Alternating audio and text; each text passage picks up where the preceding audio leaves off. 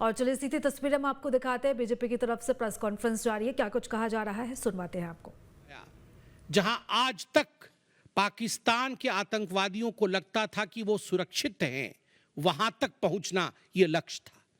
दूसरा लक्ष्य था आतंकवादियों को ढेर करना, मार देना। तीसरा लक्ष्य था इन टारगेटों को जमींदोज करना, उन्हें मिट्टी से मिला देना। चौथा लक्ष्य था इस पूरे काम को करते हुए कोई भी सिविलियन, उसके ऊपर किसी प्रकार से कोई इंजुरी नहीं होना। और अंतिम लक्ष्य था किसी प्रकार के मिलिट्री, जो पाकिस्तान का मिलिट्री या सैन्य बेस हो, उसके ऊपर हमला नहीं करना। अर्थात यह लड़ाई आतंकवाद के खिलाफ थी। यह लक्ष्य था ऑपरेशन सिंदूर का।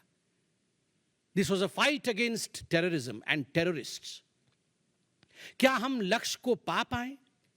आप देखिए, जब यह हमला हुआ तो 9 ठिकाने ध्वस्त हुए, उनमें 5 POJK में थे, पाक ऑक्यूपाइड जम्मू कश्मीर में, और 4 पाकिस्तान में थे।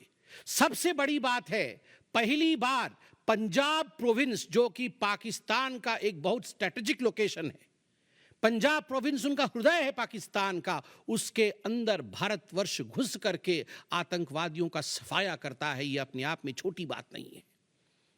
This is a big achievement as far as Operation Sindoor is concerned. Lashkar-e-Taiba, Jaish-e-Mohammed, Hizbul Mujahideen, इनके ठिकाने ध्वस्त होते हैं। और मैं यहां वो नाम पढ़ना चाहूंगा। ये जो 9 नाम है, 9 आतंकवादी ठिकाने, मैं आज देश से अपील करना चाहूंगा, तमाम भारतीयों से अपील करना चाहूंगा कि ये नाम हमें स्मरण करना है। आने वाले 100 वर्षों तक हमें इन नामों को याद दिलाते रहना है, दोहराना है। जब भी आतंकवाद सर उठाए तो हमें ये चित्र दिखाने हैं कि तुम्हारा क्या हश्र किया था ऑपरेशन सिंदूर ने, भारत की सेना ने, भारत की राजनीतिक इच्छा शक्ति ने और भारतीयों ने। इसलिए मैं नाम पढ़ना चाहूंगा। सवाई नाला कैंप मुजफ्फराबाद, जो POJK में है, 30 किलोमीटर दूर है LOC से, उसे ठिकाना लगाया गया। लश्कर-ए-तैयबा का ट्रेनिंग सेंटर था।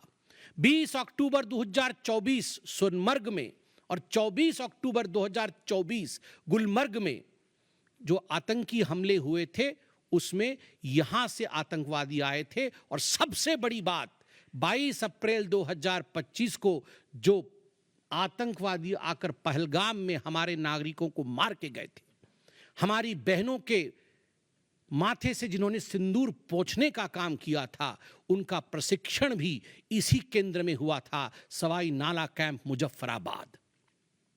सैयदाना बिलाल कैंप मुजफ्फराबाद, ये जैसे मोहम्मद का ट्रेनिंग सेंटर था, ये दूसरा कैंप जो ध्वस्त हुआ। गुलपुर कैंप कोटली, ये LOC से 30 किलोमीटर दूर था, लश्कर-ए-तैयबा का बेस था। और 20 अप्रैल 2023 को पुंछ में, 9 जून 2024 को जो तीर्थयात्री को बस में हमला करके मारने का काम किया था आतंकवादी, यहां गुलपुर कैंप से आए थे जो कोटली में है, उसे ध्वस्त किया गया। बरनाला कैंप बिरगढ़, बरनाला कैंप जो 9 किलोमीटर दूर है LOC से, उसे समाप्त किया गया।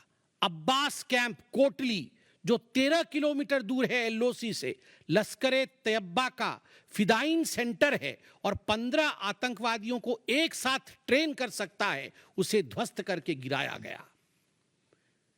सरजाल कैंप सियालकोट अंतर्राष्ट्रीय सीमा से 6 किलोमीटर दूरी पर है, इंटरनेशनल बॉर्डर से। सांबा कठुआ के सामने है।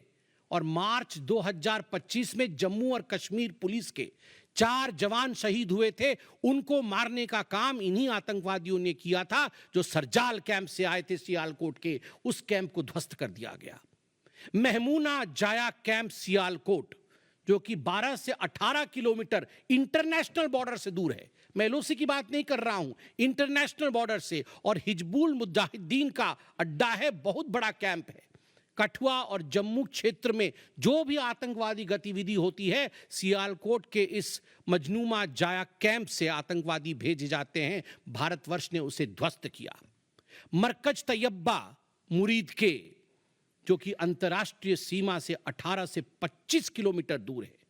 2008 के मुंबई का जो हमला हुआ था 26/11 के नाम से जिसे हम जानते हैं, उसमें जो आतंकवादी आए थे अजमल कसाब और डेविड हेडली, उनकी ट्रेनिंग मरकज तैयबा मुरीद के में हुआ था। और आज मैं फक्र के साथ कह सकता हूं, गर्व के साथ कह सकता हूं कि भारत की सेना ने, भारत की राजनीतिक इच्छा शक्ति ने और भारतीयों ने मरकज तैयबा मुरीद के को ध्वस्त किया है, समाप्त किया है। मरकज सुभान अल्लाह बहावलपुर इंटरनेशनल बॉर्डर से 100 किलोमीटर की दूरी पे है। विश्व में किसी ने ऐसा नहीं सोचा होगा, पाकिस्तान ने तो सपने में भी नहीं सोचा होगा कि भारत की सेना के पास, भारत की एयरफोर्स के पास और भारत के राजनेताओं के पास ऐसी इच्छा शक्ति होगी कि इंटरनेशनल बॉर्डर से 100 किलोमीटर दूर घुस के वो हमारे आतंकी अड्डे को ध्वस्त कर सकते हैं। मरकज सुभान अल्लाह जो कि जैशे मोहम्मद का मुख्यालय था, उस मुख्यालय को भारत की वायुसेना ने ध्वस्त किया। यह कोई छोटा विषय नहीं है। यह बहावलपुर एक ऐसा स्थान है जहां यूनाइटेड स्टेट्स, यूएस भी अपने ड्रोन नहीं भेज पाया था। उस जगह पे भारत घुस के मारता है।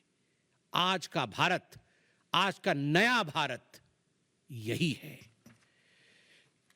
ये नाम, जो 9 नाम मैंने पढ़े, हमें याद रखने चाहिए, मगर उन नामों के साथ मैं कुछ और भी बताना चाहता हूं।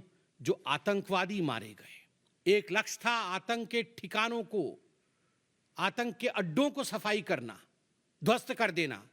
दूसरा लक्ष्य था ऑपरेशन सिंदूर का, आतंकवादियों को चुन चुन कर मारना, उन्हें मिट्टी में मिलाना। 100 से अधिक आतंकवादी मारे गए, 100 से अधिक। मैं कुछ आतंकवादियों के नाम पढ़ता हूं जिनको कि हम डिस्कस करते थे डिबेट्स में, टीवी पे, यूएन में, जिनको कि यूएस ने भी कंडेम कर रखा था। मैं नाम पढ़ रहा हूं। मुदस्सर कादियान खास उर्फ मुदस्सर उर्फ अबू जुंदाल। अबू जुंदाल नाम से हम जानते थे इस आतंकवादी को। और जो लश्कर तैयबा का आतंकवादी था, वो मरकज तैयबा का जो मुरीदके में है, उसका इंचार्ज था। जब वो मरा तो उसके गार्ड ऑफ ऑनर, उसका जो जनाजा निकला, उसमें पाकिस्तान के आर्मी के अधिकारी थे, पाकिस्तान आर्मी के चीफ थे, पंजाब सीएम मरियम नवाज भी उसमें रही। आप सोचिए, ये एक सरकारी जमीन पर हुई और तमाम बड़े लोग, सरकारी लोग पाकिस्तान के उसमें शामिल हुए, जिससे कि ये सिद्ध होता है कि terror and the sponsors of terror are hand in glove together. आतंकवादी और जो आतंकवादियों को बढ़ावा देने वाले, वो एक साथ काम करते हैं। दूसरा हाफिज मोहम्मद जमील, ये जैशे मोहम्मद का आतंकवादी है। ये ब्रदर इन लॉ, साला था मौलाना मसूर अजहर का, और इंचार्ज था मरकज सुभान अल्लाह बहावलपुर का, वह भी मारा गया।